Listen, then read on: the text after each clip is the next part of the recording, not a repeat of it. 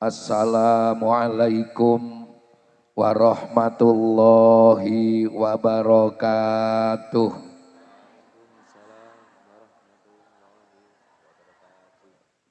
Bismillahirrahmanirrahim. Alhamdulillahilladzi ja'alat taqwa libasas sholihin. Asyhadu an la ilaha illallah wahdahu la syarikalah al-malikul haqqul mubin. Wa asyhadu anna Muhammadan abduhu wa rasuluh uswatun hasanatul lil muhtadin.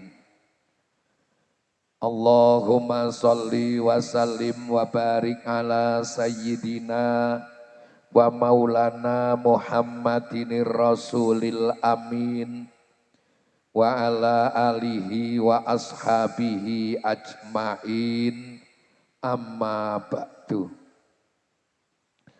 Sa'adatal muhtaramin para alim, para kiai ingkang sanget kula taklimi, kula cadhong barokah doanipun Al-Akhos Al-Mukarram Bipun Bapak Kiai Haji Raden Hamid Ahmad, Al-Mukarram Bapak Kiai Haji Muhlasin, Al-Mukarram Bapak Kiai Haji Ahmad Fatoni, Al-Mukarram Bipun Bapak Kiai Haji Muhadi Syaibani, Al-Mukarram Bapak Kiai Haji Jazim Hanafi, Al-Mukarram Bapak Kiai Hanafi, Al-Mukarram Bapak Kiai Haji Hasan Taufik, Al-Mukarram Bapak Kiai Mustamid, Bapak Kiai Imron Asy'ari, lan sedaya para kiai a'dha majelis pengajian Rebon, sedaya ingkang sanget kita mulyakaken, ngarsanipun dzurriyyah al-mahfurlah Simbah Kiai Haji Abu Zakaria ingkang sedaya tansah kita mulyakaken, para bini sepuh kakung putri ingkang tuhu kinurmatan, para priyagung pangemban dalah pengembating praja, Bapak Kepala Desa Sidoagung dalah janggeping para perangkat, pangarsa dusun Pletukan, tokoh masyarakat, ketua RW RT, tokoh agama, imam masjid, takmir masjid, imam musola, takmir musola, guru-guru ngaji, sedaya ingkang sanget kinurmatan, panitia penyelenggara pengajian dalam rangka haul Simbah Kiai Abu Zakaria ingkang kaping 12 kalih, sedaya masyarakat wonten ing dusun Pletukan ingkang winantu suka basuki, bapak-bapak, ibu-ibu, jamaah pengajian ingkang sanget minulya ing budi, kadang-kadang kaneman, adik-adik para santri, kakung putri ingkang kinasih, sahabat-sahabat Banser yang sangat saya banggakan, kadang kula grup Qasidah Jamilun Nada ingkang derek ngregengaken pawiwahan, mboten kasupen kadang juru pandaya swara bakul sound system ingkang kita tresnani, nek ora disebut ndak cilikake volumene. Kameramen dari TV Akhirat do nyuting ngaji, muga-muga oleh ganjaran, syukur oleh bayaran. Nek ora oleh bayaran pancen nasibe nang Pletukan keeleke ra karo-karuan. Adik-adik, mbak-mbak, mas-mas, yuyu, kakang-kakang, sedaya ingkang nderek rawuh wonten ing majelis pengajian Titi Laksana menika, muga-muga sasarengan ngaji dados sababiah gesang pinaringan rahmatipun Gusti Allah. Allahumma anjalari slamet mulya bejo donya akhirat, Allahumma amin. Murwakaniatur puji pangalembono syukur kainggahaken wonten ngarsa dalem Allah Subhanahu wa taala ingkang tasih babar kanugrahan paring rahmat nikmat dhateng panjenengan lan kula. Nikmat sing paling utama niku siji nikmat iman lan Islam. Alhamdulillah. Ingkang kaping kalih nikmat sehat. Alhamdulillah. Kaping 3 nikmat sempat. Alhamdulillah. Kaping 4 nikmat mangkat. Alhamdulillah. Pengajian digawe gayeng regeng iman Islam ning ora sehat. Mangkat mboten? Mboten. Mangkat malah ngrepoti Mbak Yutri mah ya mah. Iman Islam sehat ning ora sempat ya tetep ana sing ora mangkat. Awang kadang sing iman Islam sehat sempat ning ora mangkat onten apa mboten? Aja kathah onten nek ditung panjen angel. Muga-muga jenengan ninggalke urusan donya sawetara sareng-sareng kempal cinatet minangka ibadah. Amin Allahumma. Allahumma sholli ala Sayyidina Muhammad. Sholawat salam rahmatipun Allah mugi katur dateng mustikaning jagat sekaring bawana panutan kita Nabi Muhammad sallallahu alaihi wasallam. Panjenengan lan kula budidaya nderek sunah dawuh lan tuntunan muga-muga diakoni dados umate Kanjeng Nabi benjing dinten kiamat pinaringan syafaatul utma. Amin Allahumma amin. Hadirin wal hadirat jamaah pengajian ingkang minulya. Kula nderek remen sanget sekawit pengajian hol niki sesarengan kalian majelis rebon. Kiai kathah sing rawuh, jamaah nggih kathah sing rawuh. Muga-muga njuk kelingan jaman cilik kula niku. Ngaji kaya wau pertama ngaji tauhid ngoten niku ta? Ya terus ngaji fikih ngoten nggih. Nggih, ngaji tauhid. Kelingan jaman cilik kula ngajine nggih ngoten niku. Nek ngaji tauhid jaman cilik kon ngapalake. Nek tajwid kan wis do hafal. Alhamdulillahi wa shalla rabbuna ala nabiyil mustafa habibina wa alihi wa sahbihi wa mangkara wa hakafi tajwidinal manhurira. Ngono kuwi jenenge ngaji tajwid ya, Mbah. Lek maca Quran merating pecotot ngono to? Nggih. Bar kuwi ya ana ngaji, biyen ana ngaji tauhid nggih. Pripun? Awalu wajibin alal insani ma'rifatun ilahi bistikoni.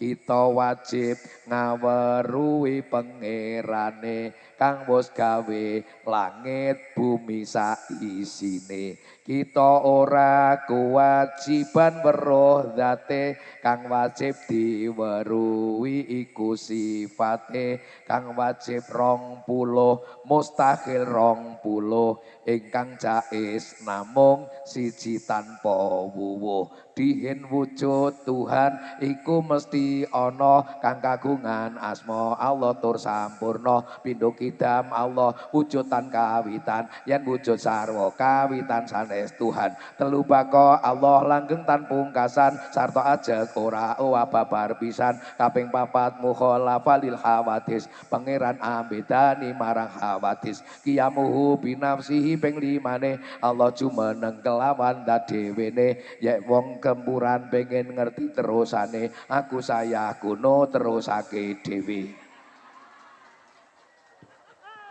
Agak oleh 5 wis saya kok 50. Ya, termasuk diantara ono mau disebut sifat wajib Rasul ngono to. Lah nika wau Indonesia ke mayoritas penduduknya agamane Islam. Alhamdulillah. Cara kok wong Islam lanjut saka pemimpin saka presiden tekan rakyat cilik ngugemi sifat wajibe Rasul niku tentrem ning Indonesia wis baldatun thayyibatun warabun ghafur tenan. Ning Indonesia ke mayoritas penduduk wong Islam Ning kadang-kadang sifat Rasul wajib Rasul sing papat ana sing ora mudeng kok. Nggih. Ning nek ora mudeng ya pas wong pancen sifat wajib Rasul papat. Nggih. Siji Sidik, Sidik wis lunga seprene ora bali. Loro amanah dadi TKW nang luar negeri.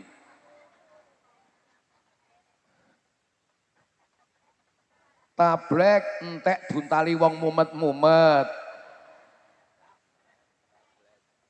Terus Fatonah Merat seprene urung bali. Masyaallah. Pun muga-muga majelis Rebon niki ke depan tambah ngrembaka. Paring ana istiqomah. Yo gawe siar agama, yo gawe nambah-nambahi ilmu tumrape jamiyah. Mono masyarakat umat Islam wonten tempuran sak guguban. Nggih napa nggih? Lah muga-muga harapan kula lek ngaji wau pinaringan ngilmu sing manfaat. Ngilmu sing manfaat niku titenane gampang. Kula wong Jawa tak dalil cara Jawa ya, Pak. Cara Jawa wae nek cara Arab ndak ora mudeng. Nggih. Wong Jawa lek dalil ngeten. Ngilmu iku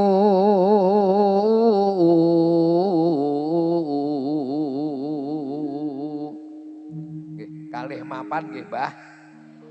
Amblek nang kono tak tinggal bali nah itu. Kelakone kanthi laku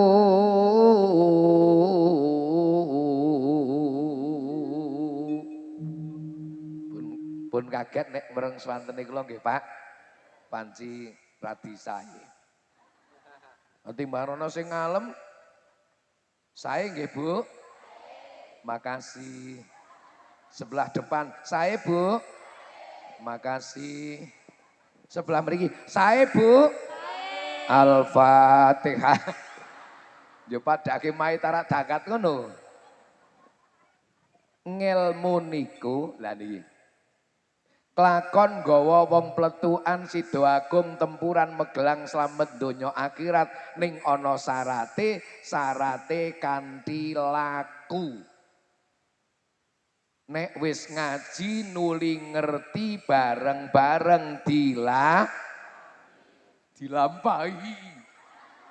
Karo kiai kok dora basa.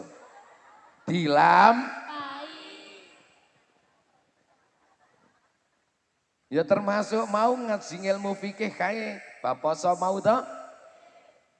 Harus yang pentingnya bab salat yu. Paling penting mati ya bab salat barang kuwi.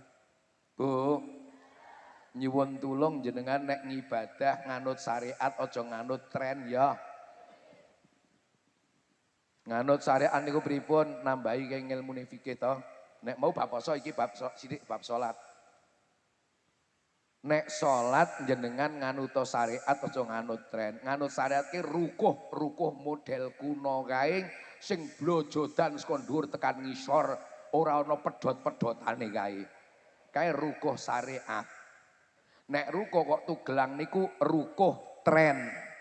Rukuh gaya. Gayane wong pekok. Aja ngomong.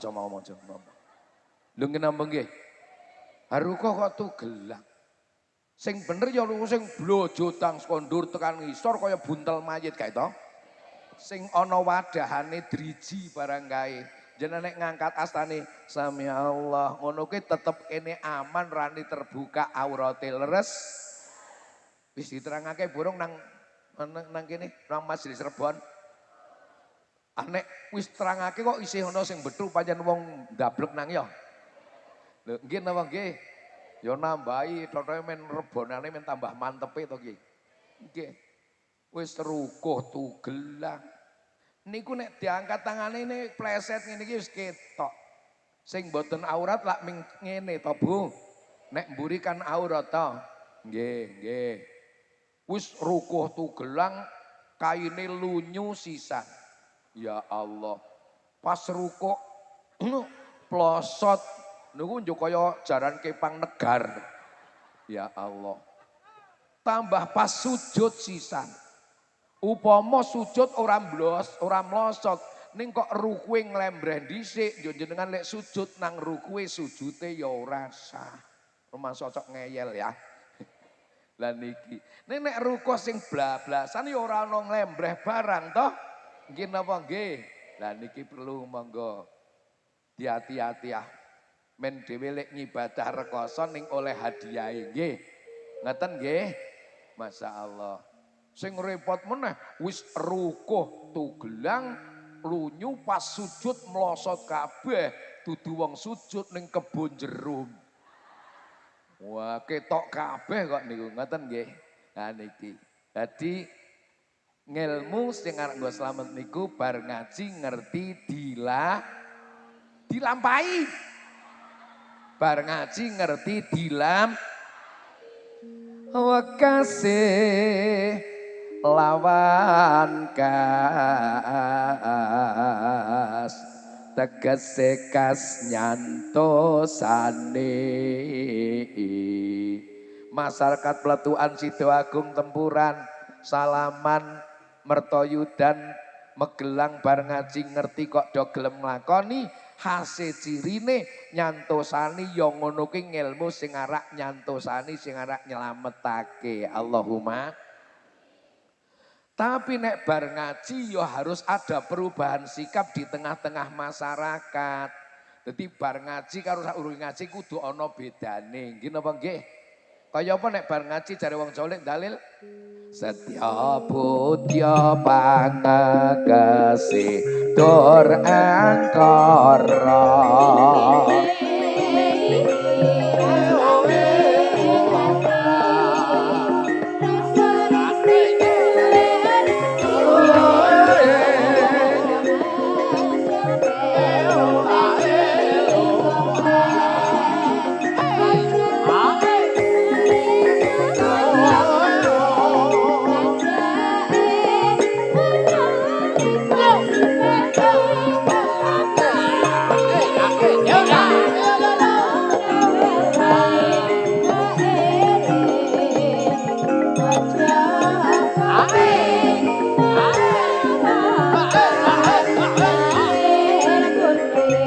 Rujak jeruk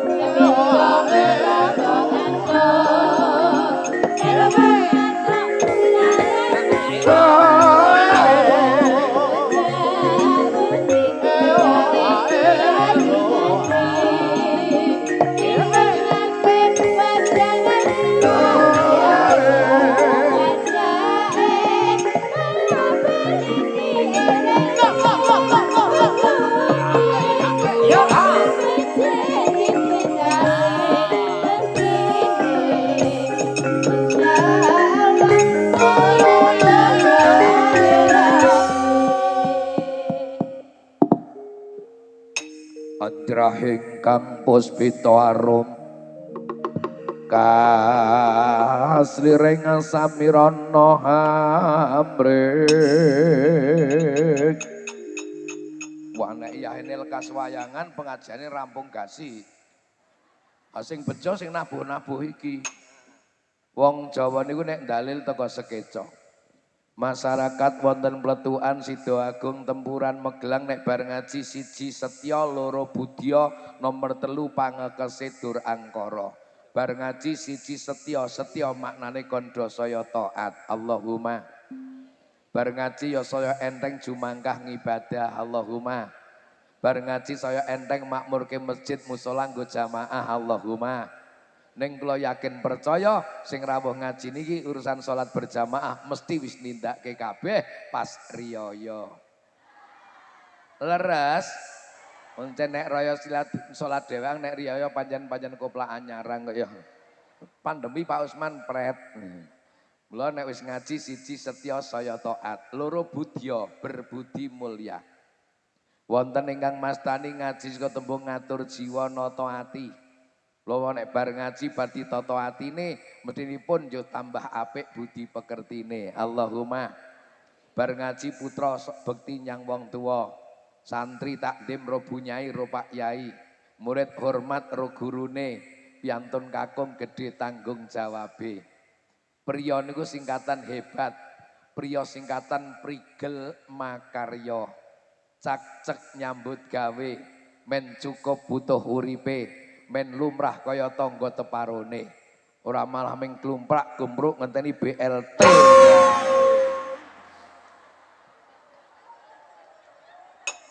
Kenging napa? Kaget.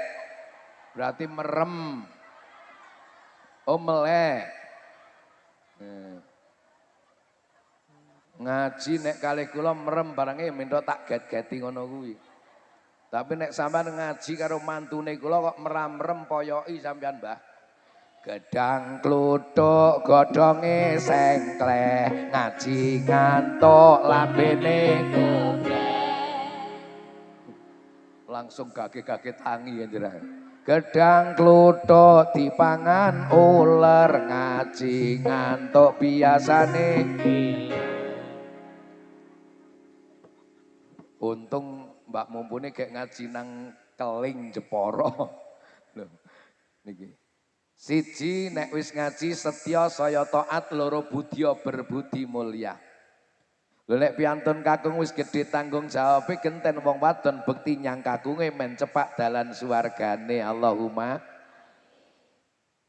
Ya nek wis ngaji karo sedulur tambah akur, karo sanak sing semanak, karo tangga lakune utama, ngendika ngati-ati aja dadi srike wong liya.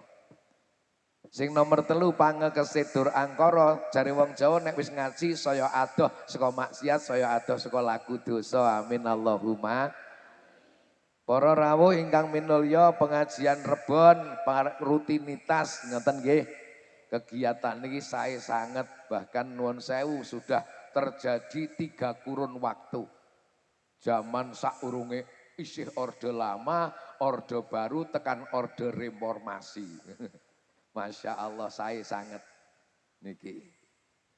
Salajengipun di samping niki kalih majelis rebon ugi ingkang wigatos haul al-mahfulah simbah Kiai Abu Zakaria. Haul niku bahasa Arab, nek diartike cara Jawa naun wong sedo. Bahasa Indonesia ini ulang tahun kematian, haul. Nek kol siji, kol ki ya saka teseh bablas sing salaman. Sing ngangkut sampeyan kae kol, nek kul kuban tuwa. Putra mbekteni wong tuane sing wis sedo nganggo pengajian haul ngeten iki lelakon sing apik tur utama ning ora wajib.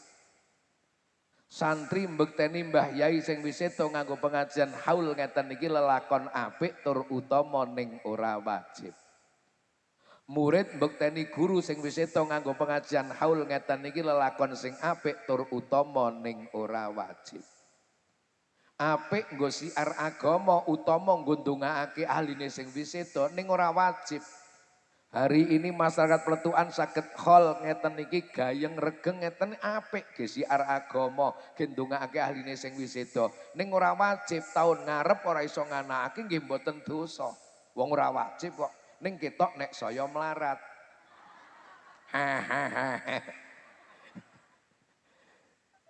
Nek saiki iso ngane pengajian gayeng regeng ngene iki kok ngesuk ora iso, berarti kan suda rezekine nggih napa nggih? Ning ora ana dalil Quran hadis wong melarat gara-gara sedekah. Tak baleni.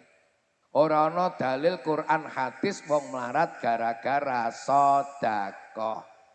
Nek melarat gara-gara maksiat tulung aja goleki nang Quran karo hadis, goleki nang daerah Sidoagung. Wong sedekah tata lahire kelong bandane suda rezekine nggih napa nggih? Tata lahir. Menungso ming ngerti tata lahire. Al insanu bidzahir wallahu bisarair. Justru hakikate wong sing akeh sedekahe karo Gusti Allah rak diparingi akeh rezekine. Allahumma. Mergo napa? Mergo dibutuhake. Piantun Sidoagung gadah putra ngaji teng Jawa Timur umpamane Lirboyo utawa Ploso Sidogiri Blok Agung utawa teng pundi. Pas ajeng bidal disangoni 2 juta ngesuk nek wis entuk sambangi tak tiliki iya. Nggih, Pak. Pasti lii piye le sehat alhamdulillah pangestunipun bapak kalih simbok. Ya wis tenanan lek ngaji nggih Pak simbok pangestunipun. Ya duwite isih pira? Tasih 2 juta Pak. Wis 40 dina tiliki duit isih wutuh 2 juta. Alhamdulillah, muga-muga sampean mondok nang kene 12 tahun, duit 2 juta ajeg 2 juta terus. Bapakne ora kalang nambahi to. Lah wong isih 2 juta butuh kok ora tambahi. Lah niki nek takoni duite isih pira? Ngapunten Pak, kantun 200.000. Engko tak tambahi 1 juta 800. Mergo digunakake, dimanfaatake kok. Nek sing ora ya ora ditambahi. Lho nggih napa nggih? Luwe-luwe wonten ing hadis diterangake. Setiap enjing menjelang fajar niku ana malaikat loro didhawuhi Gusti Allah medhun nang langiting bumi. Langit bumi niku langit dhuwur pletukan. Nggih, nek tengen kula nggih langit dhuwur ngen kula. Anten malaikat loro medhun nang langit bumi. Ning ya aja penasaran, Mbah. Esuk arak subuhan tingok endi malaikate. Pak Usman ki ngapusi apa piye? Jare loro siji urane njedul sing rawuh Israil mati malah sampeyan. Malaikat kali niku diutus ro Gusti Allah kon ndonga nyuwun marang Allah ning njalukke menungso. Sing siji ndonga, Allahumma a'ti munfiqan khalafan. Ya Allah, kula nyuwun jenengan kersa nambah-nambahi wong pletukan sida agung tempuran Magelang sing gelem infak, tambahi kathah rezekine. Amin Allahumma. Ning hati-hati lho malaikat sing siji jan sentimen banget karo wong kene kuwi. Sing siji ndonga, Allahumma a'ti munsikan talafan. Ya Allah, kula nggih nyuwun jenengan mugi kersa nambahi wong-wong sing cetil-cetil tambah entek-entekang mawon. Ya malaikate loro sing siji ndungane kaya ngono sing siji ngoten. Lah niki sebab tasih wonten cara sanes nek putra pengin mbekteni wong tua sing wis sedo di samping anake pengajian khol. Pripun Pak Usman? Malah langkung gampang. Maca istighfar ping 3 ba'da salat astaghfirullahaladzim li wali walidayya wali jami'il mu'minina wal mu'minat wal muslimina wal muslimat al ahya'i minhum wal amwat. Bekteni wong sedo nganggo pengajian haul ngeten niki lelakon apik tur utama ning ora wajib, sedangkan bekteni wong sedo nganggo istighfar ping 3 ba'da salat luweh apik tur luweh utama tur ora ragat tur ana sing urung gelem mangkat ning aja omong kok omong dene Pak Usman. Kula pun kulino ba'da salat istighfar ping 3 ngoten, muga-muga istiqomah Allahumma. Napa tasih wonten cara sanes nek pin bekteni wong sing wisita di samping anake pengajian khol lan istighfar ping 3 kados wau tasih. Carane pripun? Gampang. Ngibadah sing sregep, rukun karo tangga teparone, akur karo sanak sedulure, apik karo kiwa tengene niku termasuk bagian carane bekteni wong sedo. Sebab wonten hadis nerangake inna a'mala ahya'atu radu alal amwati ingkana khairan fahamidullah wa ingkana ghaira dalik fatabkuna watatuhum. Bu, sak temene tingkah laku anak putu sing nang alam donya iki ben wektu dipresani karo ahline sing wis seda. Mbah kula jenengan sing pun seda, buyut kula jenengan sing pun seda, tiyang sepuh kula jenengan ingkang sampun seda, keluarga kula jenengan ingkang sampun seda, ben wektu mresani lakune anak putu sing nang alam donya. Ingkana khairon nek apik tingkah lakune anak putu sing nang alam donya, fahamidullah ahli kubur awak dhewek do syukur nang Gusti. Alhamdulillah ya Allah kula remen sanget nyawang anak putu wonten ing alam donya ahli taat, guyub rukun boten nate congkrah, ahli ngibadah, muga-muga paring ana istiqomah. Allahumma. Wa ingkana ghaira dzalik ning tanko capo, Pak. Nek ahli kubur kula jenengan mresani anak putusin nang alam donya mboten taat malah maksiat. Mboten guyub rukun malah do congkrah gara-gara baturan kidul lumah. Mboten ahli ngibatan malah kelakuane do yaknah. Ngertos yaknah? Apa? Ayo yaknah. Fatabkuna. Mongko bakal tetangisan ahli kubur kula jenengan sami watatuhum entek tangise mengari dungane. Ya Allah kula isin kula wirang nyawang anak putu wonten ing alam donya mboten taat malah maksiat, mboten guyub rukun malah do jongkrak gara-gara baturan kidul lumah, mboten ahli ngibadah ning lakune do ya enah. Ning ajeng kados pundi niku pancen anak putu kula Gusti, kula nggih mboten badhe kendhat mintos raya ngabiyantara paduka. Muga-muga paduka ingkang paring hidayah dhateng anak putu kula mekaten Gusti. Pak Usman pripun?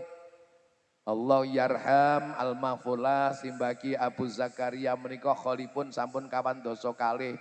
Nggih. Njupun sing dereng dangu mawon mbahne kula nu seda gangsal taun kepengker ngoten nggih. Lah kok njumresani anak putu sing nang alam donya carane pripun? Lah men mboten penasaran tak terangake nggih. Carane kula mboten ngerti wong kula urung tau mati, paham teman-teman?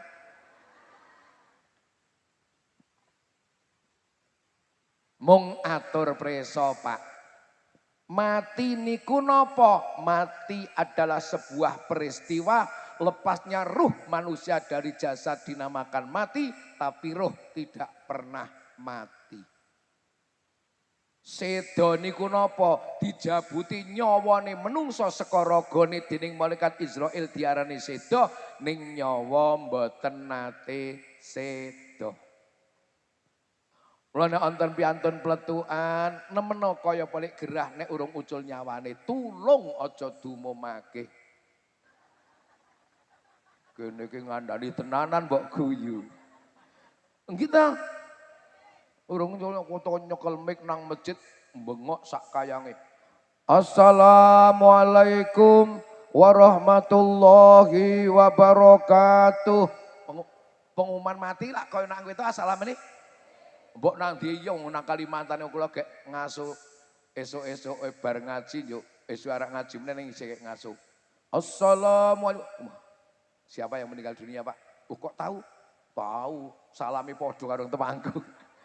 Rene-rene padha angger nek pengumuman ora mati ora ngono kuwi. Assalamualaikum warahmatullahi wabarakatuh. Ngaturi preso datang masyarakat Pelituan bilih mangke jam 8 sareng-sareng kerja bakti bersih lingkungan. Nggih ta? Assalamualaikum warahmatullahi wabarakatuh. Ngaturi pirsa datang warga Jamiah Nahdlatul Ulama bilih mangke jam 1 ba'da zuhur koin NO badhe dipun purugi kalian penggerak koin NO. Nenek mati tetep pengumane meh padha. Assalamualaikum warahmatullahi wabarakatuh. Wah langsung sapa sing ngono? Innalillahi wa inna ilaihi rajiun. Ngaturi preso dateng masyarakat wonten Pletuan bilih wekdal menika simbah kula saweg megap-megap. Tata-tata rak dumyang wong sak kampung sampeyan. Wong urung ucul nyawane kok didumumke. Sebab seda niku ucule nyawa saka raga, peristiwanya dinamakan mati, ning nyawa mboten mati. Nek wis ucul kek dumumke ngaturi preso dateng warga masyarakat Pletuan bilih nembe jam 11 kilang gangsal menit Mbah Usman kapundhut sowan wonten ngarsanipun Gusti Allah.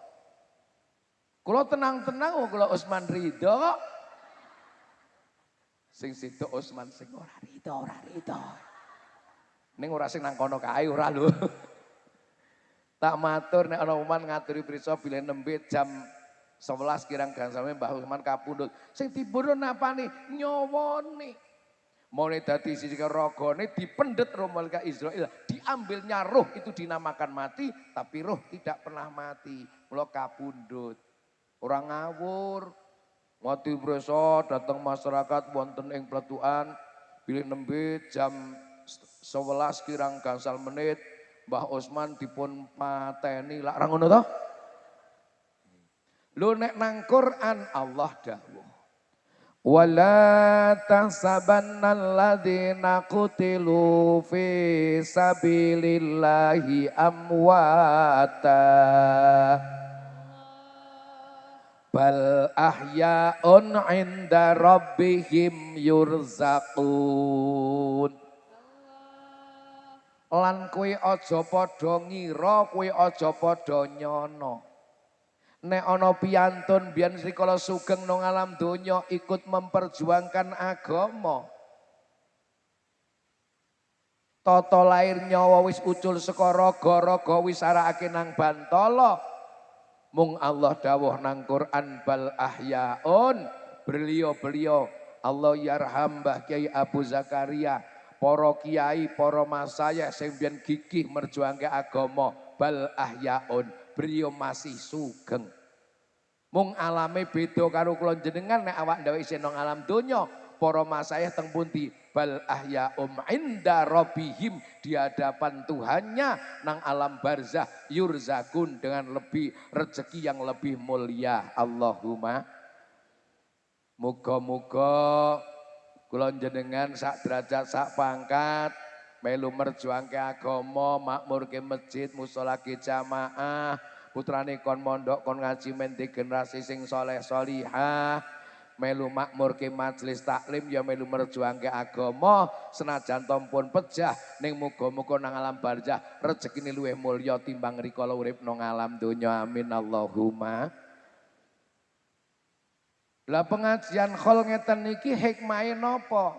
Manfaate napa? Fadilahe apa? Lho niki pengajiane wong pinter pengajian khol niku. Sebab Kanjeng Nabi ngendika al-kayyisu man dana nafsahu wa amila lima ba'dal maut. Wong pinter niku dudu profesor, doktor, insinyur, dokter ambles, SH, SIP, SSOS, SPOM, STeh. Sapa wong pinter ngendikan Kanjeng Nabi al-kayyisu man dana nafsahu wa amila lima ba'dal maut. Wong pinter iku wong sing pinter ngendhaleni hawa nepsune, isih sugeng nang pletukan, nang Sidoagung, nang Tempuran, nang Magelang, ning wis mempeng ibadah golek sangune mati. Iki wong pinter, Mbah. Kok pinter mergo dheweke ngerti nek mati ki mesti tekane tul mbutuhake sangu. Nggih napa nggih? Wong pinter. Mulane yo mempeng ibadah mesti aku ki mesti mati itu butuh sangu. Tak mempeng ibadah golek sangune.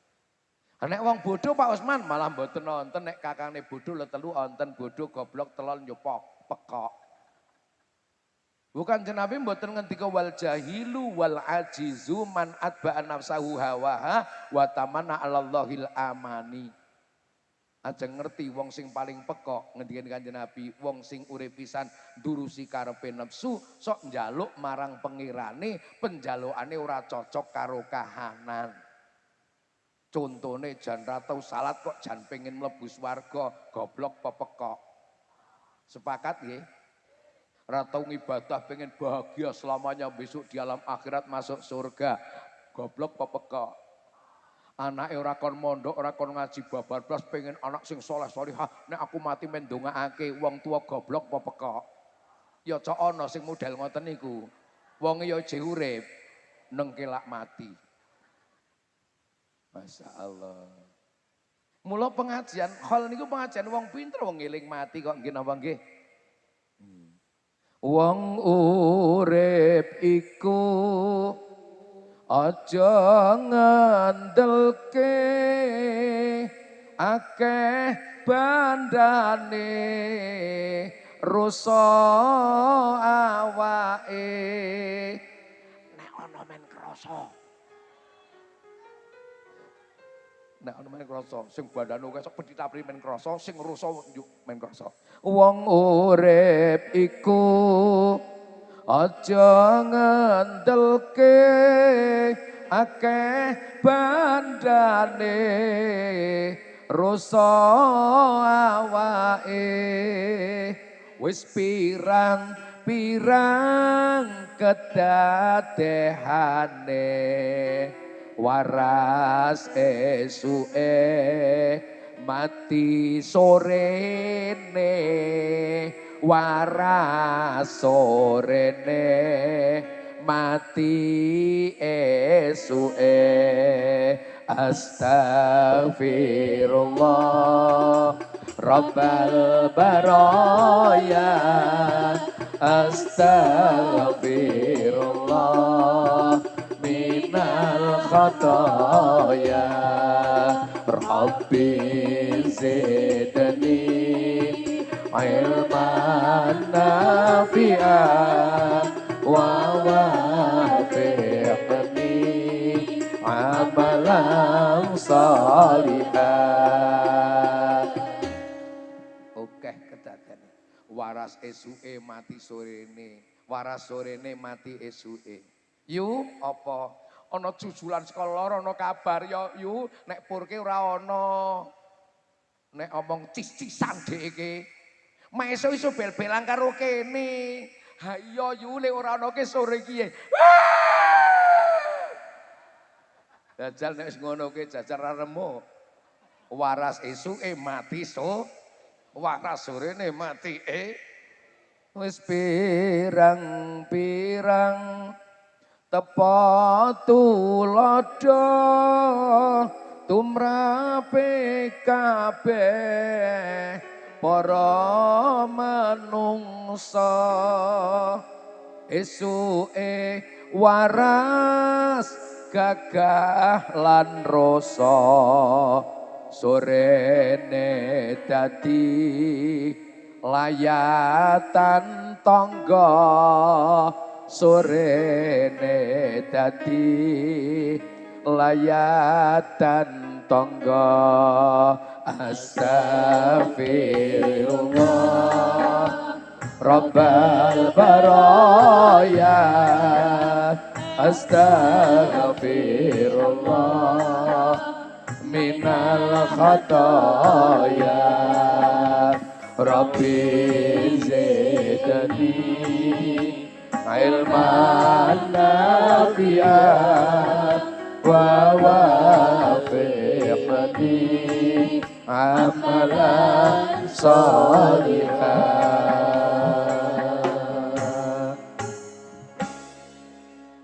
Jenengan pasti ndak sih sepi gondol preso gendera layu kaget mbak apa kidul sing ora ana sapa lho sing masuk ngeterke bojone ning pasar ya Allah wong ya gagah kok ya kuwi baris kok pasar jane ora penak awake njaluk dikeriki ungkep-ungkep urung nganti rampung lek ngeriki lumahke wis mati mula bapak-bapak aja cocok kerep ungkep-ungkep ndak mati kasih.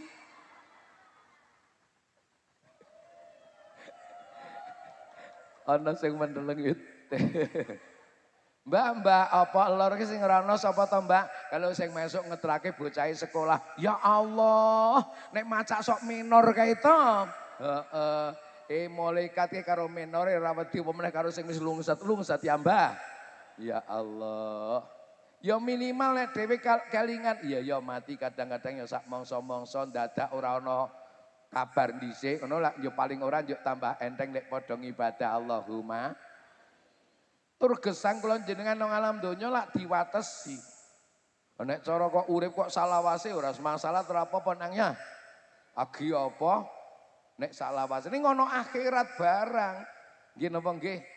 Bahkan Kanjeng Nabi lek dawuh likuli sayin hasadun wa hasadu ummati ma baina sitina ila sabina. Kabeh sak wiji-wiji ki ana mangsa panene. Nandur kuwi nek panen berarti rampung. Nggih napa nggih? Wa hasadu umati lan panene umatku, rampunge umatku ma baina sitina ila sabina. Umure umatku, rampunge umatku antarane umur swidak tekan 70. Punjul sithik suda biasa. Matur sing rawuh ngaji wonten sing pun swidak 70 nggih wonten niki. Kathah Alhamdulillah meh rampung. Ya moga-moga nek rampung siji paring ana husnul khotimah. Nomor loro duwe sangune. Nomor telu duwe tabungane. Allahumma men husnul khotimah ra ketung donga cindik ndonga ya Allah biha ya Allah biha ya Allah bi husnil khotimah. Ya Allah biha ya Allah biha ya Allah bi husnil khotimah. Ya Allah biha ya Allah biha ya Allah biha bi husnil khatimah. Ya Allah biha ya Allah biha ya Allah biha bi husnil khatimah. Muga-muga sak mangsa-mangsa kabundut husnul khotimah. Yang kedua duwe sangune. Sangune mati napa? Ya ngibadah. Mula mumpung isih paling kesempatan manfaate ge ibadah sak mangsa-mangsa seda wis duwe sangune Allahumma. Ingkang kaping 3 duwe tabungane. Tabungane napa? Tabunganke tegese awak dhewek empun pecah ning isih dikirimi ganjaran. Allahumma. Hari kala wong pletukan uripe rampung marang kubur wong sidya agung nyemplung kabeh ngamale wong tempuran putung telung perkara sing bakal bisa langsung. Ya Rasulullah Allah salamun alaik ya Rafi asyani wa daraji hadfata ya jiratal alami ya uhailal judi wal karami. Mosok ora iso lagu kuwe. Cilianku rambutku dicukur cung. Ari kala wong pletukan uripe rampung. Ngertos uripe rampung, Bu? Uripe rampung niku napa? Kok kek seda. Marang kubur bakale nyemplung. Nggih napa nggih? Kabeh ngamale putung, sing mene sok sregep jamaah ya leren lek jamaah. Nggih napa nggih wong wis seda, sing sregep maca Quran ya leren lek maca Quran. Wong sing ahli maksiat ya prei saknalika kok. Ilamin salasin ning kejaba telubangan tabungan telung perkara. Awak dhewek wis ora ana ning tetep kirimi ganjaran. Muga-muga gadah Allahumma. Kang sepisan sedekah ngamal jariyah bangun masjid pondok pesantren lan madrasah nggo tinggalan putra lan wayah ben dos regep nggone ibadah. Ya Rasulullah Allah salamun alaik ya Rafi asyafri wa daraji anfata ya jiratal alami ya uhailal judi wal karami. Jenengan pun pecah ning arak nampa kiriman ganjaran sing ora ana pedoti nek duwe sedekah jariyah. Contone masjid dibangun urun, langgar dibukar bayar, TPK didirikan urunan sak mampune wong pletukan. Titip amal jarah untuk tempat ibadah, rampung bangunane kok kisar ana ibadah, ning kok sing sedekah sedo ganjarane ora ana pedote. Kula jenengan pun pecah kirimi ganjaran sing ora ana pedote, nek ana tempat ibadah dibangun melu urun sak mampu panjenengan ora ketung semen setunggal truk.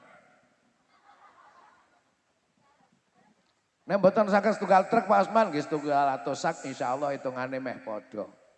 Nek mboten kiyat paman kula sakniki pun tuwa, teko ditinggal men dusungi sing enom-enom. Iki siji sedekah jariyah. Kaping pindho wujude ngelmu manfaat tumrap pribadi, tumrap masyarakat, nindakake dawuh syariat, tuntunane Kanjeng Nabi Muhammad.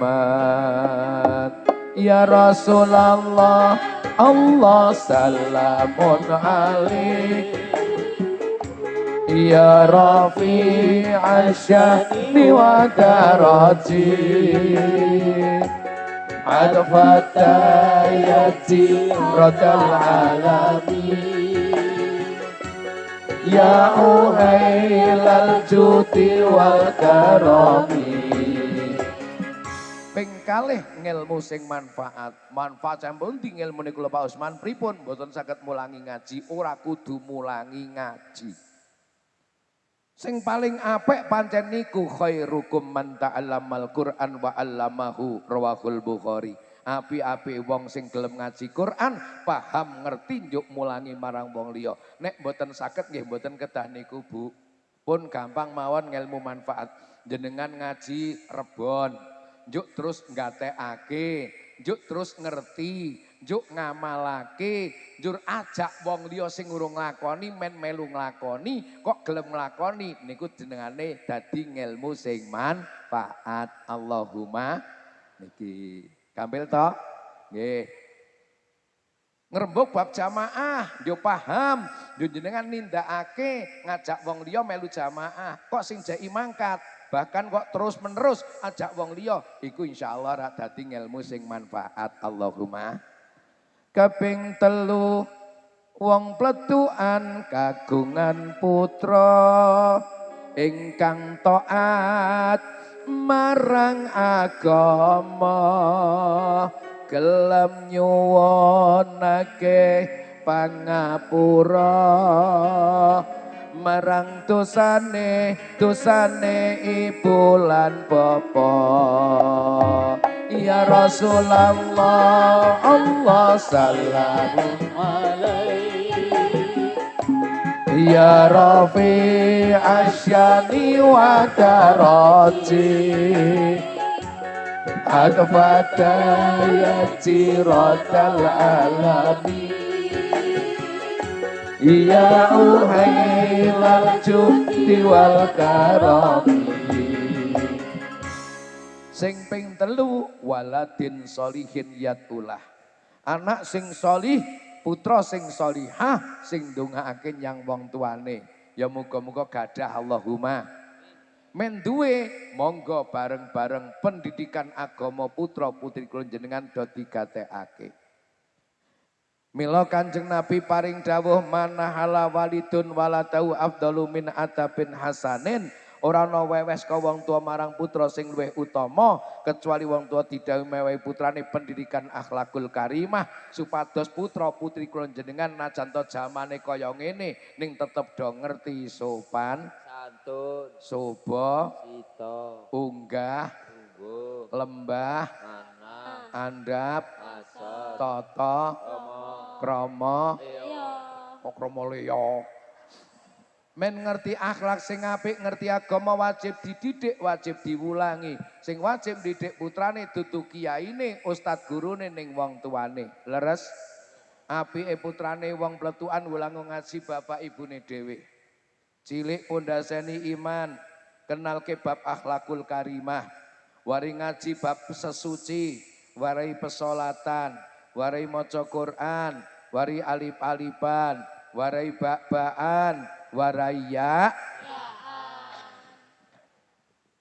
ya fatkah tanwin yan kok ya-yaan. Nek wong tuane mboten saged, wah indahnya Islam ada rukhsah keringanan. Wong tua ora iso mulangi dhewe, serahke kon kiai nang pondok, guru ngaji nang madrasah, ustad nang TPG. Wong tuane siji memberi motivasi, loro ngawat-awati, telu ngragati. Memberi motivasi pripun? Masane ngaji bapak ibu ning ngendikan induk kuwi jam semene lek mangkat ngundak telat nek bodho ndak getun tembe mburine. Niku bagiane wong tuwane, ora bagian lurahe. Nek lurah niku wis di bagian dhewe nganjarake masyarakat nek wis do nampa SPPT lek lunasi pajege. Nomor loro ngawat-awati putra pamit ngaji, ngaji tenan paming dolan turut prapatan, ngerti ngaji ora pasrahke sing mulang kala-kala ditileki. Nomor telu ngragati, aja meneh pengen anak yang soleh solihah, wong sampean kala-kala nderek ziarah, yo geblet pipis, yo pipis pisan bayar piro? Piro? Pipis pisan 2.000. Nek anyang-anyangan ora entek akeh sampean. Titip toya seni cukup ora ana gunane najis hukume mbayar. Titip putra nang TPQ nang madrasah nang pondok kok ana sasenane ya lumrah nggih napa nggih. Kowe nek wis dadi putra sing saleh lan salihah sing mulangi kiyaine guru ustate sing bejo wong tuwa lorone. Nggih napa nggih. Bocah pinter ngaji sing dalem sapa? Putrane sapa to kae ngono ta? Ora sing mulangi sapa to kae? Tetep putrane sapa? Oh ya pas kaya ngono lho. Nggih napa nggih? Lah niki mula monggo, mula anak soleh solihah niku iso arak nggawa wong tua, bahasane wong Jawa mikul dhuwur mendem jero. Mikul dhuwur niku wong tuane wis sedoe anake kok lakune apik, wong tuane katut apike. Nggih napa nggih? Nggih. Njur nek mendem jero tegese ana lupute wong tuane ora diundat-undat karo anak sing saleh salihah. Nggih napa nggih? Mula nek cara nang lakon ning wayang kaya nang lakon Pandu Swarga.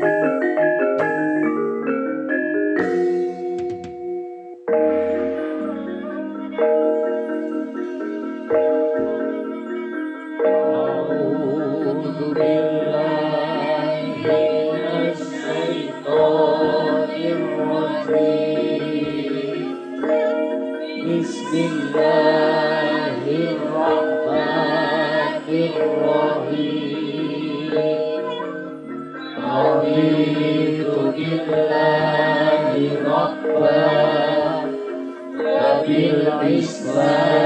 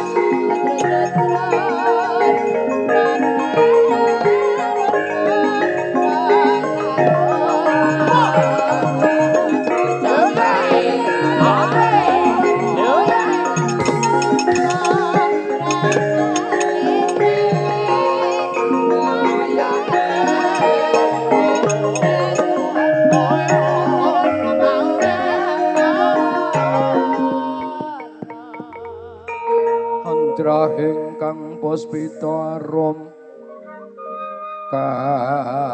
kasliring samirana hamre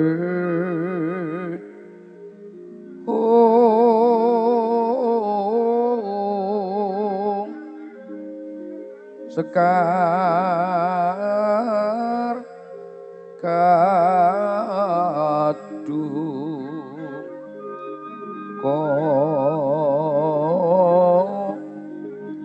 ngas kandanya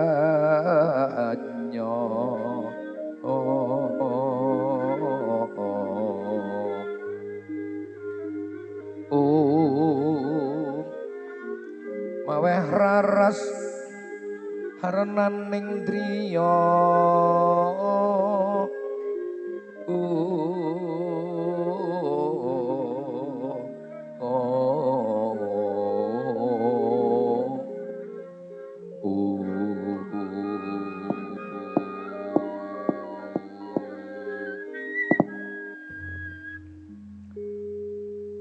putraning sun ngger bocah gagah Wijasena sena wah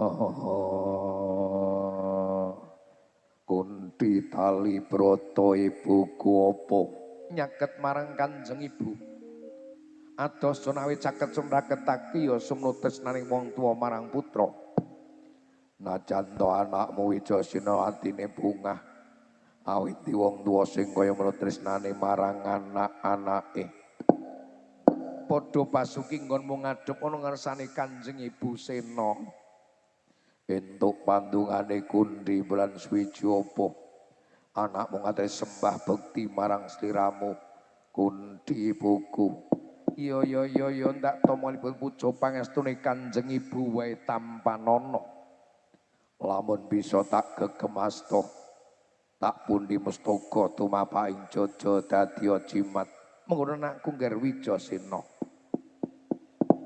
sakwise prayoga ngadhep mbok menawa dadi kejoting ati kaget penggalihmu putra pirang-pirang tak timbali tanpa kinanten kakang kelawan adi mula aku takon kenangane apa sing mbok timbali mung anakmu sing murang tata Sena apa sak sedane wong tuamu sinuwun Prabu Pandhu Dewanata ibu ora duweni ati bungah mung tansah membeng sungkawa wong mati ora semanggetuni tangis tono-tono kaping 7 ora bakal bali sing wis mati mbok ya wis Sena apa ibu susah ora ngetini wong wis mati patrip tangarcapa daku datring Gusti sing kabeh menungso bakaling nampa kalbu dulur-dulur nang pletukan iya titenane wong pletukan Sida Agung tempuran sing cepak patine iki ana 3 perkara apa siji lalen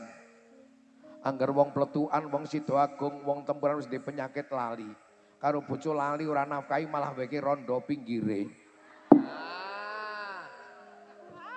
apa ana informasi saka Pak Kiai Mustamid anak nang kono duwe nang kene duwe decer-ecer ana rene ya lali ora dopeni kuwi ana sing ngendika Pak Kiai Jazim Hanafi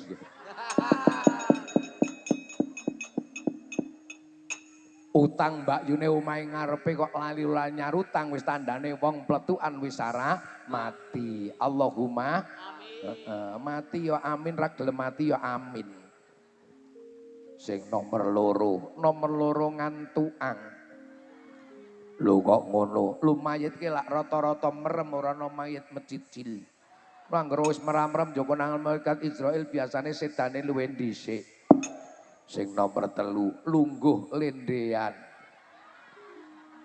sinden aja sok lungguh lendean mati nomeman-eman engko dudane ndak glayaran mula sinden ki ora lungguh kursine lungguh jengkok lho gak ngono wong kang wis lingguh lendean Tandharaka wis abot nyangga nyawa timbang abot suwanake marang Gusti Kang Maha Kuwasa sing dawuh ngene ulama saka ngendi asmane sapa kitabe apa dudu ulama sing ngomong ming Usman Ridho tak kira ulama dudu ning ora kuwi yo ngger. Ibu susah awit ibu nampa wising Gusti lumantar pasumpenan lumantar pangimpen lamun wong tuamu sinuwun Prabu Pandhu Dewanata seda nanging ora entuk jatah ing swarga Sena. Wicasena kakak piteksa godhek wak simbar caca.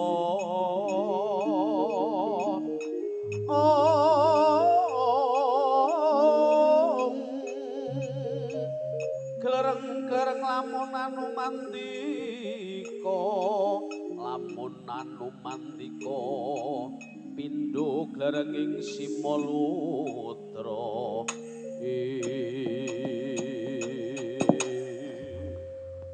Kunti tali prata ibuku. Iya Sena, anakmu bocah murang tata. Krungu kabar bapakku seda ora entuk swarga bronto atiku. Iya. Melu prasetya aku ora bakal bali nang pletukan. Urung klakon ngunggahke swarga bapakku Pandhu Dewanata. Jagat syukur alhamdulillah.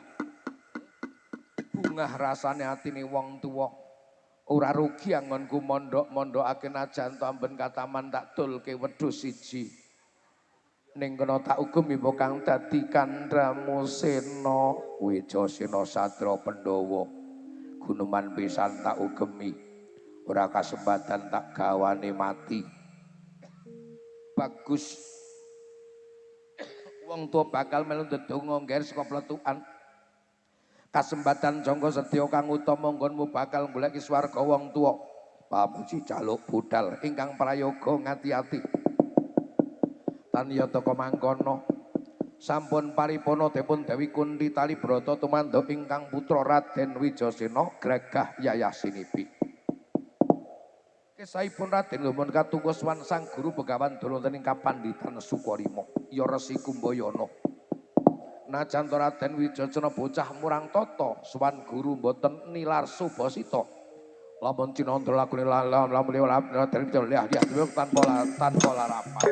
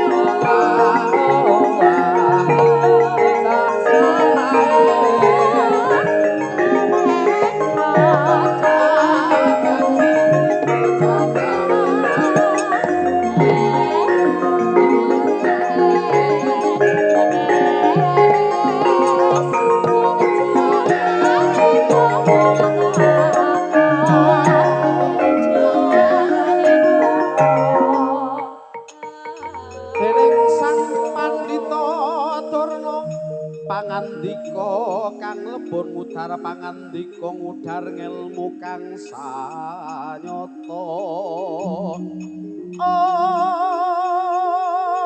lipat mudhar ngelmu samudana pacak madyaning loga manggul tombak mentang gandewa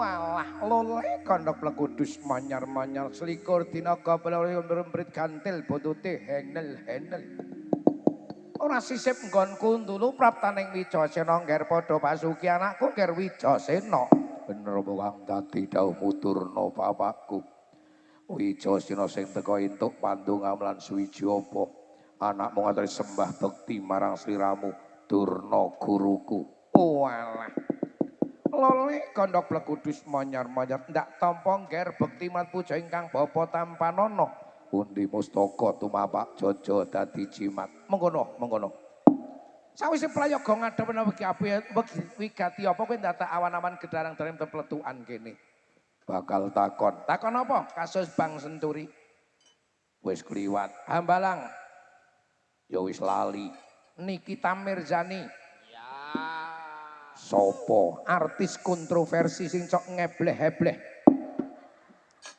yen ngono wis sok nonton ora nonton weruh bedane nonton karo weruh nonton ki nglegake nek weruh ming sak trirapang ora takon kuwi takon apa ujare mbok bakul sinambi wara kabar ndak tampa saka ibuku Kunti Talibrata bapakku seda ora entuk swarga ki bener ora Durna bapakku coba sawangan ning kaca paesanmu walah loli kandhak plekudus manyar-manyar ndak sawangane kaca paesan iki ning Lemak Lampir biyen malam Senin nang Indosiar ya Mariatun nonton to Tun Bayu Sarina Lek Rondia Nurul Mbak Yutiah Mbah Urip bener lamun Sunan Prabu Seda ora entuk swarga ki pancen bener. Mula aku takon, anak pengen bekti marang wong tua sing wis seda goleke swarga bisa apa ora? Anak pengen bekti marang wong tua sing wis seda goleke swarga bisa apa ora ngono? Iya. Aku NU ora? NU. Ane NU bisa nek liyane mbroh aku dudu rombongane. Yen ngono bisa. Abot sanggane rawi-rawi rantas malang-malang putung aja meneh menungso. Dewa tak singkirake. Bagus. Yen pancen sliramu ping golek swarga wong tuamu sing wis seda anakku ngger Kirna. Kok Kirna? Sena, Kirna kuwi bojone Paryah Dimajar. Siji sliramu kudu luru banyu suci Perwitasari. Luru banyu Perwitasari kanggo apa? Durna bapakku. Kanggo siram jamas supersik lahir lan batin. Yen wis kelakon siram banyu Perwitasari, resik lahir lan batin kunjur kepiye? Nek wis resik lahir lan batin ngger, sliramu enggal-enggal luru kiblat papat puncer siji. Kiblat papat puncer siji. Nang ndi panggonane Durna bapakku? Gusti Allah dawuh nang Quran Fawali, wajhaka satrol Masjidil Haram. Durna pinter dalil Quran. Oh, Durna pondokan kok. Nek wis ketemu kiblate njur aku kudu kepiye? Nah, nek wis ketemu kiblate ngger, sliramu enggal-enggal manangku puja manembah ibadah marang Gusti Allah kang Maha Kuwasa, wajibe sedina sewengi ping 5. Syukur tambah qobliyah ba'diyae kanthi cara sedekep astanira nutupi babahan hawa sanga. Wijasena kudu manembah marang Gusti kang Maha Kuwasa. Wajibe sedina sewengi ping 5. Ping 5. Soko tak tambah sunat-sunate. Aja ninggal wiridane, ndak dikira nyukcul. Nyukcul ke basa apa? Inggris. Cara Jawa munyuk ucul. Lho kok ngono. Imam Abdurrahman As-Saqafi dawuh, malam yakun fihi wirdun fahuwa kirdun. Artine apa? Matur Mbah Kyai Fatoni. Aku tak ndarani gawe-gawe kok lak diterangake. Oh, kiyaine sing nom kae, kiyaine apa kae sing nom. Nah. Golak terangake, sapa wong ora iso wiridan mongko dheweke kethek. Lho kok ngono? Aku urung tau weruh kethek wiridan. Padha Berarti nek ora wiridan kethek. Anggonku manembah, anggonku sedakep tanganku nutupi baban hawa sanga. Yuk babahan hawa sanga ki pratilane apa?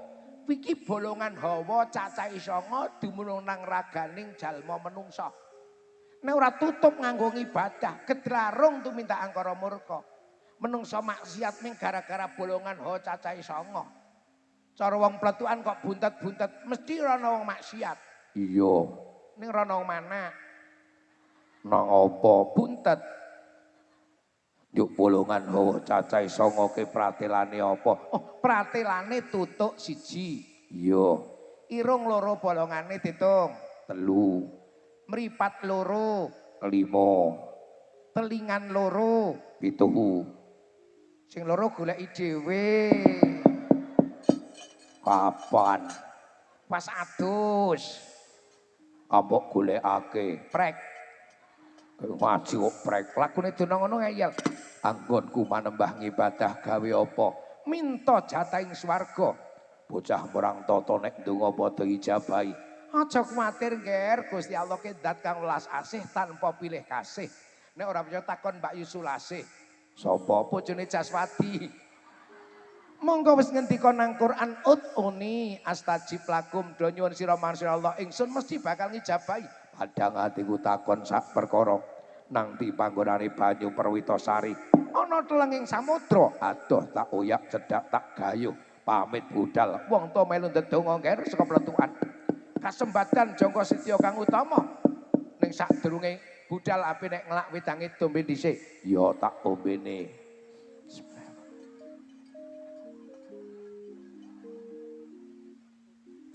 Wis mbok ombe, Nger. Wis Legi apa ora? blas Wedang putih kok kon legi ambok kopi. raduyan. Pamit budal padang Prayoga ngati aku ale Wicasena. Biar telah meninggalkan agar panca muncar dinolir kebotan sorot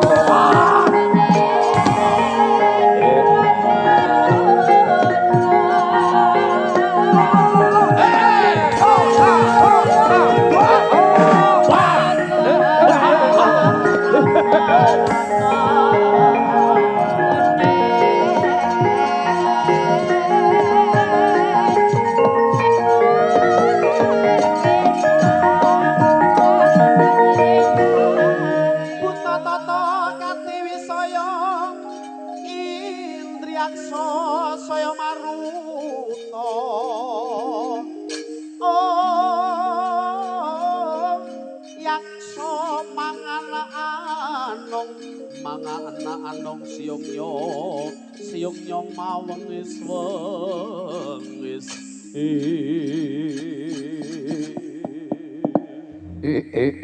oh hong tete yuang kalolotra ibu betari sadra kanggo jajakan drut pletukan sapa sadra panenggah ing Pandhawa Wijasena aranku lakuwe sapa wah tepungake Aku kangeran Ditya kala Dajjal laknatullah. Sapa? Ditya kala Dajjal laknatullah.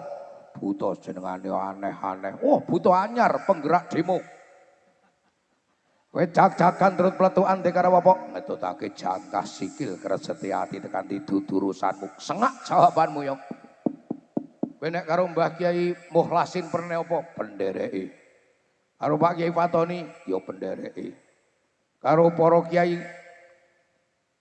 Akdok rebun pengajian rebunan ya pendereke.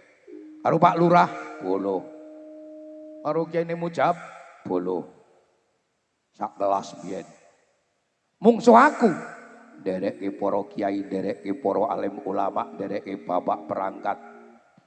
Ngajak umat padha taat, ngibadah ben slamet donya akhirat. Nyambut gawe ben cukup butuhe malah dianggap mungsuhmu jalaran apa? Ya ngono kuwi program mungsuh aku. Tak takon nang negara iki ana balamu ana mungsuhmu apa ora ana? Ana. Sapa balamu sapa mungsuhmu? Mungsuhku pejabat sing jujur, sing adil, sing mikirke sejahteraning rakyat, pejabat model ngene mungsuh aku. Balamu, balane aku pejabat sing garong duwite negara nguntal duwite rakyate blenduk model iki balane aku. Nek ngono aku tak takon, gayus kene karo kowe pernah apa? Punaang. Ahmad Fatonah Adi sing korupsi proyek EKTP pirang-pirang triliun kae sapa? Nek kae kire. Ora entuk muni ngono kuwi. Oh, nek buta ke bebas. Nek kiai ora entuk muni kire. Sing tes muni iki sapa? Buta. Lah nek kiai ora entuk. Kiai iki aja muni kire, saru. Terus muni piye? Segawon alit. Kaya balamu, balane aku. Menteri sing kakyang cocot kae biyen ke sapa kae. Wah, kaya balane aku kae. Kaya kire enggal kene kae. Ono menteri sing pekok. Sapa? Bahlil. Jenengane cocok Bahlil karo Balul padha pekok. Wah, tuku bensin.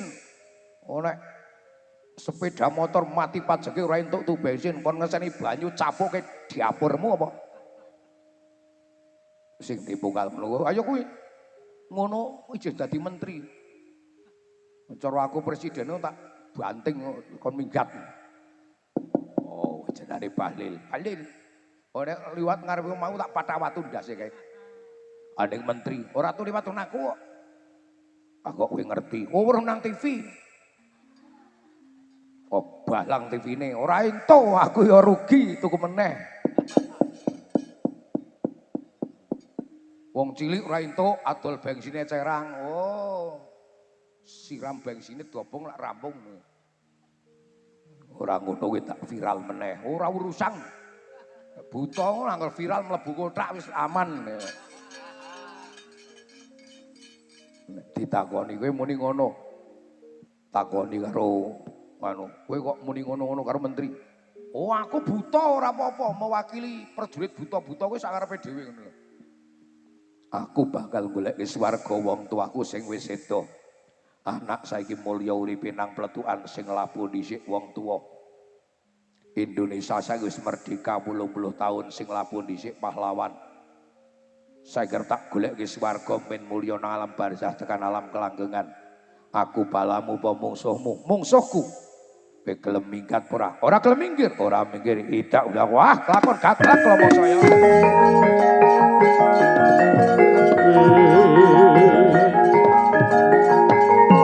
Ya hoi, ha ha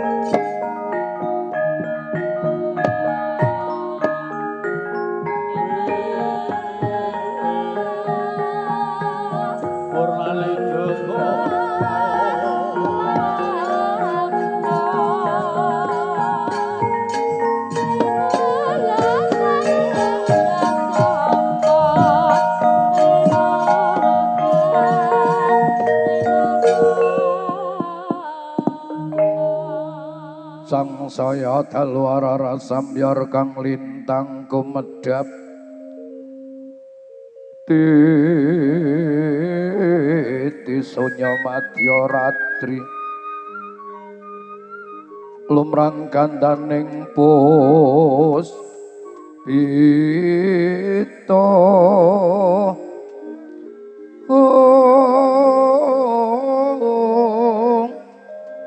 karyaning putya nira sang Dwijawara ambrengeng lir swaraning madu branta lir swaraning madu branta manyungsung sarine kembang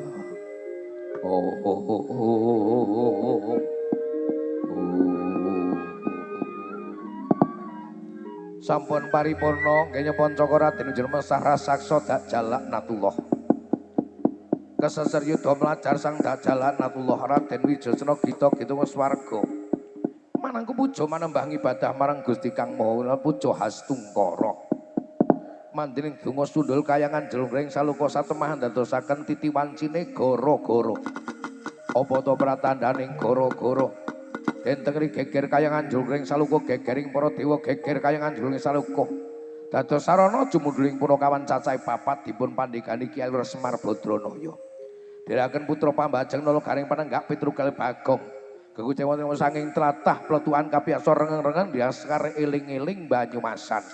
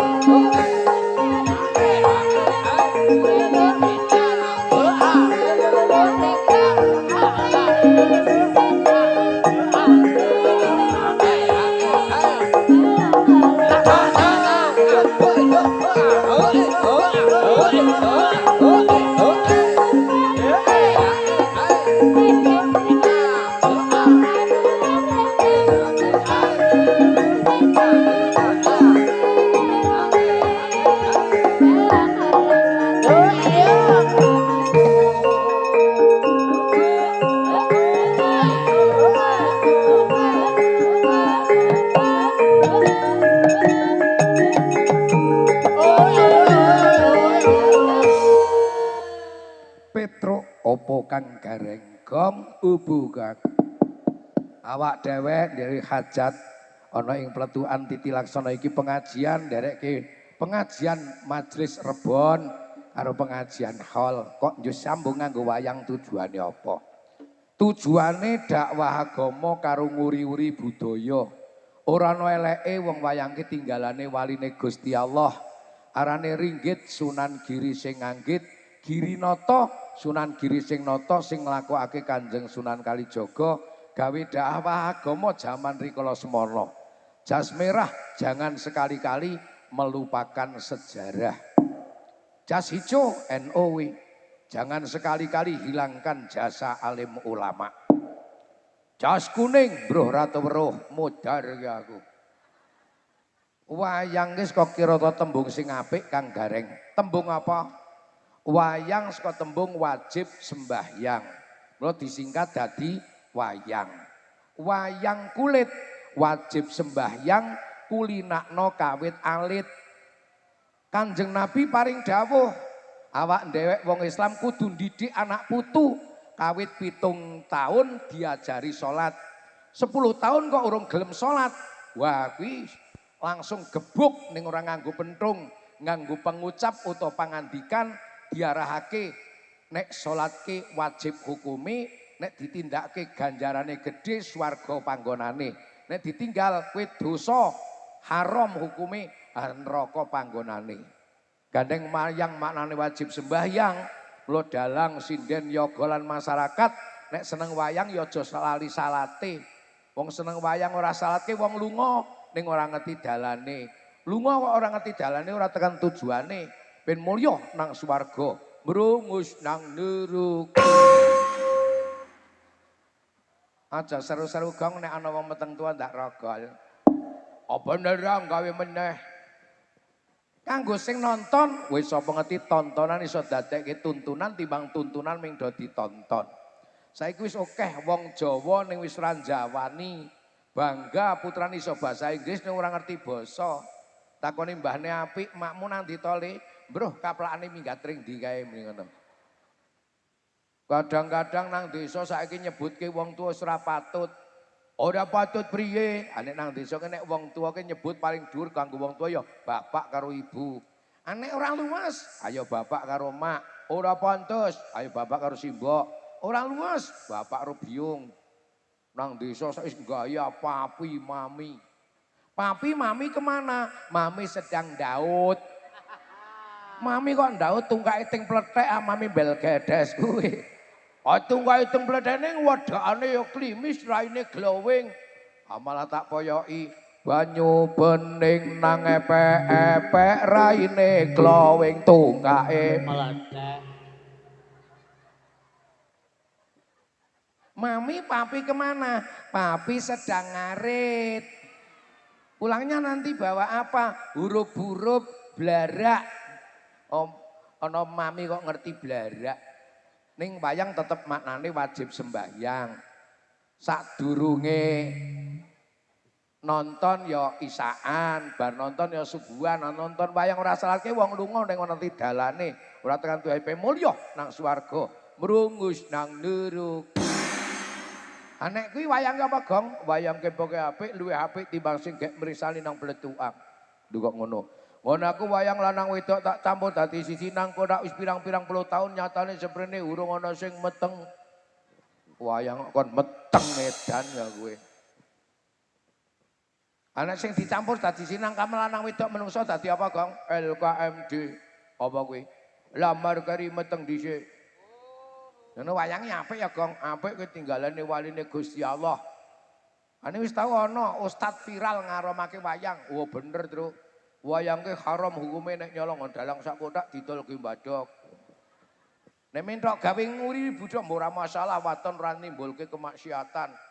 Iku hasil budidayane menungso. Gawe nguri budaya ana pitutur luhur. Ngono, mkeine rawuh. Wih, lae begek-geku gek sak durita hemel nala gareng. Napa mau? Petruk, napa Pak? Bagong, ya Om. Om ki paman. Paman ki le, iki ki bapak. Kuwi nang kene padha bungah-bungah.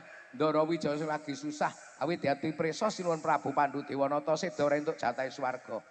Ning garing Ndara Wijaya kon mondhok kon ngaji diragati gedhe labe wong tuwa marang putra wajib ngabekti marang wong tuwa. Dina iki Ndara Wijaya gek goleki swarga wong tuane mula Gong, iya Pak. Anakmu kon mondhok, sok nek mati men gelem tahlilan yasinan maca Quran gawe ngamal apik njurungke tekan swarga. Lho. Wong anak wis mondhok setengah sasi biayane entek ukese gemblung kok, Truk. Mondhok nang ndi? Rumah sakit. Sing dikesaki bapake pondok pesantren. Oh ya Pak, tak pondokne. Dongake, dan nak putu sing saleh salihah, tak dongake. Petruk, apa Pak? Awak dhewek arane punakawan. Puna tembung pono maknane ngerti kawan kanca sing kudu pangerten. Jam pira, Truk? Setunggal langkung 10 menit. Masane rampung iki, Truk.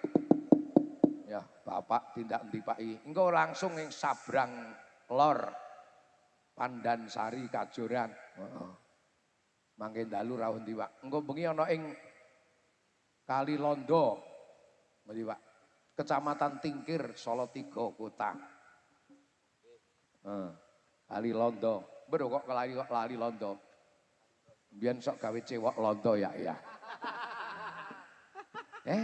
Wau dalu ndak endi, Pak? Mambengi ana ing Randu Pecalungan Batang. Laris nggih, Pak? Alhamdulillah. Nek karo mantune laris apa, Pak? Padha larise. Nyatane dina iki ana ngaji ana ing Klet Keling Jepara. Iki Banduhur mengko bengi ngaji nang Jekulo Kudus. Ngono ya, Pak. Ngesuk pas prei. Nah, ning aku ngaji ana ing Sirukem Kali Bening Banjarnegara. Heeh. Wis mumpung laris ayo disrempeng. Ayo, direken terus kesempatan monggo. Monggo Pak, ayo.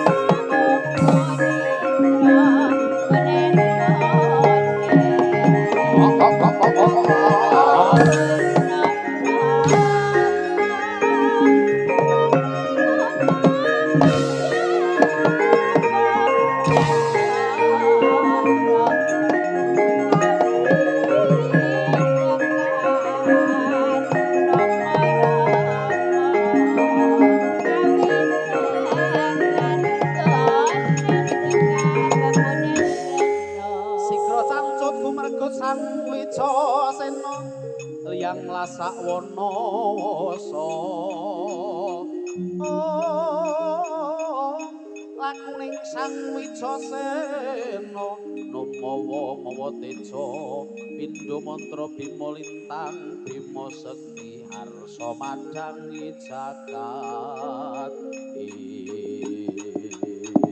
Laju tindak nyoraden wis ngumpul swarga lumebet wonten ing Wanawasa Anas Gung Liwang-liwung.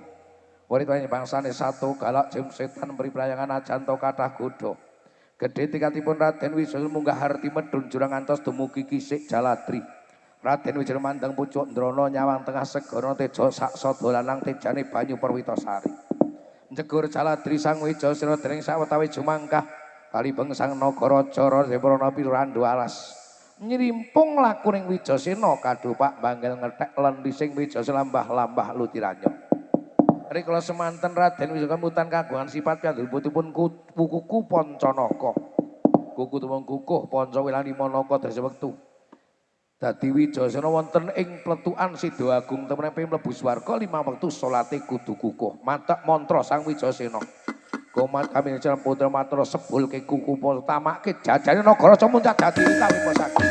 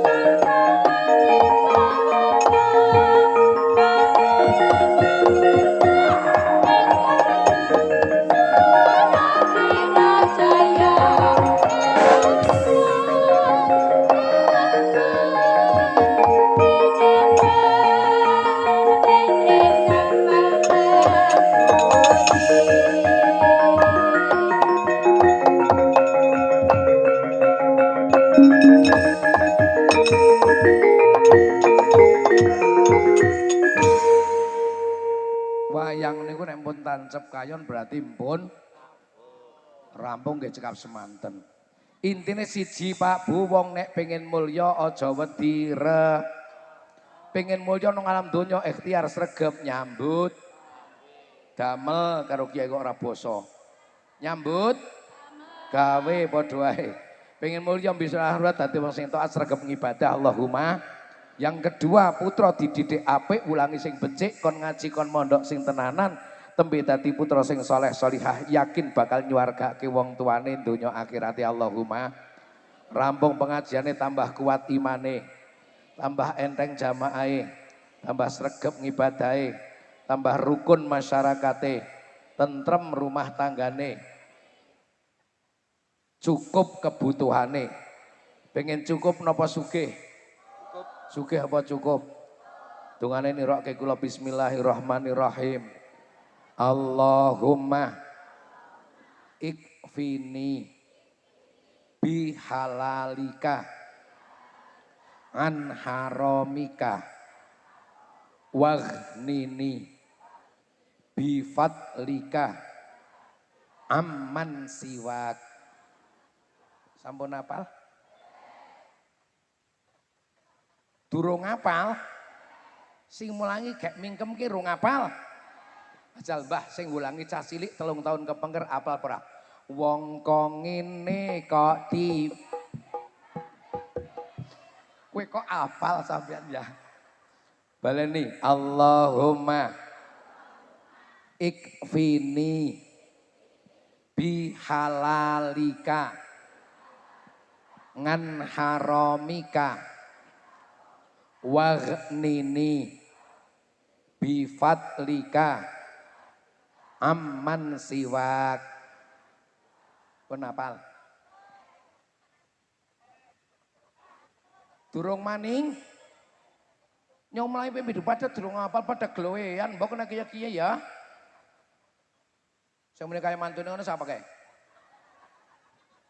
Kae muni kaya mantune. Nyong sadurunge duwe mantu sadah mumunis tayang basa ngapang nyong. Lumur menawa biyen bocah Tegal, Brebes, Pemalang, Banjar, Purwakarta, Purbalingga, Banyumas, pokoknya kowe. Pisan maning ya. Pisan maning ya. Allahumma ikfini bihalalika ngan haramika waghnini bifadlika amman siwak. Pun dadak nggih. Allahumma ikfini bihalalika an haramika, ya Allah mugi nyekapin jenengan dateng kula kanthi rezeki halal bisa sing haram, amin Allahumma.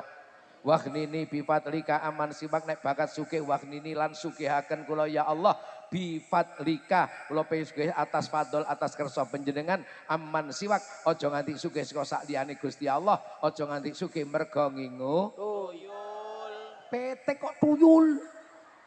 Petek misterius guys. Pitike langka, kandange langka, sing duwe sugih berarti ngingu petek, nek petek misterius.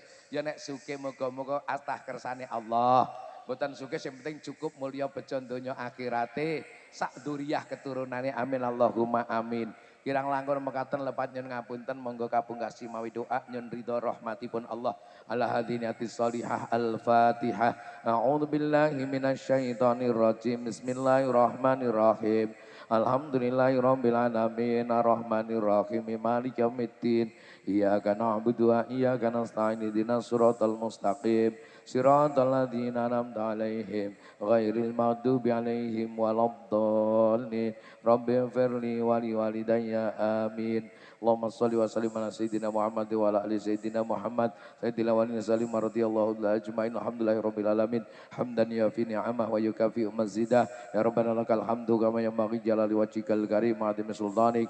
Allahumma shalli ala sayyidina Muhammadin al-fatih lima ughliq wal khatim lima sabaq wa nasil haqqi bil haqqi wal hadi la islam mustaqim wassabiqa qadru amidul adim. Allahumma arzuqna fahman nabiyyin wa khifdal mursalin wa ilhamal malaikatil muqarrabin. Allahumma ij'alna wa aldana wa dzurriyyatina la qaryatina waj'al talamidina talamidatina minal khair wa min nafi' wa alis salati wa dzikri wal qur'ani tuqa wa la taj'alna wa iyyahum minal lisari wa dhairi innaka ala kulli syai'in qadir. Allahumma ighfirli wa liwalidayya warhamhuma kama rabbayani shaghira wa tim lana bi khatimatis sa'adah, tim lana bi husnil khatimah. Allahumma inni as'alukal huda wa tuqa wal afafa wal ghina. Allahumma inna la dzikrika wa syukrika wa husni ibadatika.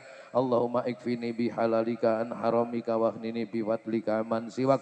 Rabbij'alni muqimas sholati wa min dzurriyyati rabbana taqabbal du'a.